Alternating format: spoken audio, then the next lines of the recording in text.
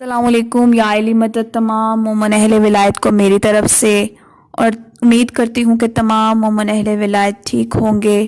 اور آج مالک امام زین العابدین بادشاہ سرکار کا ظہور ہے، اور مالک کا ظاہری طور پہ دنیا پہ آنا سب کو بہت بہت مبارک ہو۔ اور جیسے کہ آج مالک کا ظہور تھا، آج جمعرات بھی تھی، تو میں نے سوچا کہ ہم آج مولا غازی بادشاہ کے ہاں حاضری دیکھ کے آتے ہیں اور سجدہ کر کے آتے ہیں، اور آپ کو بھی دکھاتے ہیں۔ اور جیسے کہ مالک کا ظہور تھا، اور میں نے سوچا بارگاہ جاتے ہیں، مالک آباد بادشاہ کے ہاں سجدہ ریزی کرتے ہیں، اور آپ کو بھی مالک کا علم پاک کی زیارت کرواتے ہیں۔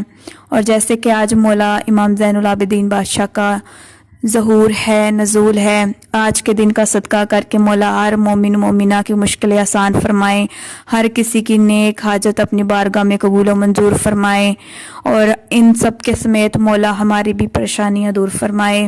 مالک امام زین العابدین بادشاہ سرکار آپ سید الشہداء حضرت امام حسین کے بیٹے، امیر المومنین حضرت علی ابن ابی طالب بادشاہ سرکار کے پوتے، پیغمبر اسلام حضرت محمد مصطفیٰ کے چوتھے جانشین ہیں، اور سلسلہ عصمت کی چھٹی کڑی ہیں۔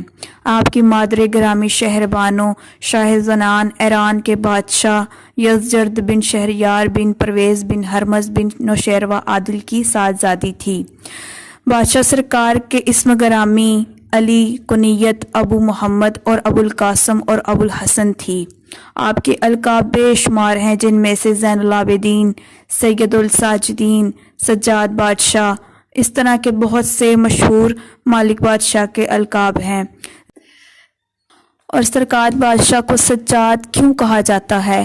مالک کو سجاد اس لیے کہا جاتا ہے کہ آپ ہر امر خیر کے بعد سجدہ کیا کرتے تھے، جس کی وجہ سے آپ کے مواضع سجود پر اونٹوں کے گھٹنوں کے مانند گھٹے پڑ جایا کرتے تھے، جنہیں سال میں کئی بار کٹوانا پڑتا تھا، اس لیے آپ کا لقب سجاد اور ذوالقنات ہوا۔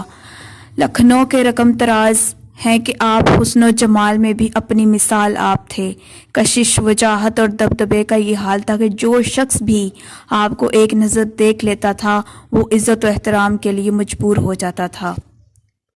اور ایک دفعہ کا واقعہ ہے کہ امام کے پاس ایک بندہ آیا، کہنے لگا مولا یہ سارے کے سارے حاجی ہیں۔ مولا بیت حرم میں کھڑے تھے، اس بندے کا نام تھا زہری، یہ مولا کا نوکر تھا۔ مولا فرماتے ہیں زہری ان کو آنکھیں بند کر کے دل کی آنکھوں سے دیکھ۔ زہری نے آنکھیں بند کی، زہری نے دیکھا کہ بندے جانور اور درندے بن گئے ہیں۔ زہری نے جلدی سے آنکھیں کھولی، مولا سے کہتا ہے مولا یہ تو سارے درندے اور جانور اور بندر بن گئے۔ مولا فرماتے ہیں کہ کچھ اس طرح ہے یہ دنیا مومنوں کے لیے، مولا فرماتے ہیں کچھ اس طرح ہے یہ دنیا مومنوں کے لیے، فقط جس میں جیسے پرندے دکھائی دیتے ہیں، علی کا بغض ہے جن حاجیوں کے سینے میں، خدا کے گھر میں وہ درندے دکھائی دیتے ہیں۔ اور مالک فرماتے ہیں کہ اے لوگو، خدا نے ہمیں 5 چیزوں میں فضیلت دی ہے۔ اول یہ کہ ہمارے گھر میں فرشتوں کی آمد و رفت رہتی ہے اور ہم ہی وارث نبوت اور رسالت ہیں۔ دوسری یہ کہ ہماری ہی شان میں قرآن کی آیتیں نازل ہوئی اور ہم ہی نے لوگوں کو ہدایت کا رستہ دکھایا۔ تیسری یہ کہ شجاعت ہمارے ہی گھر کی کنیز ہے، ہم کسی قوت و طاقت سے معروب و متاثر نہیں ہوتے۔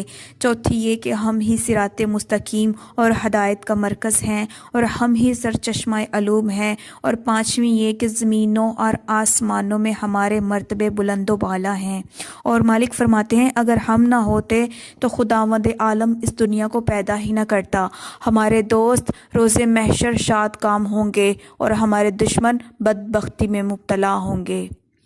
اللہم صلی علی محمد وعلی محمد وعجل فرجہم یا قائم علی محمد۔ امید کرتی ہوں کہ آپ کو ہمارا یہ بیان بہت پسند آیا ہوگا، اور انشاءاللہ اگلی ویڈیو میں آپ سے ملاقات ہوگی، تب تک کے لیے یا علی مدد۔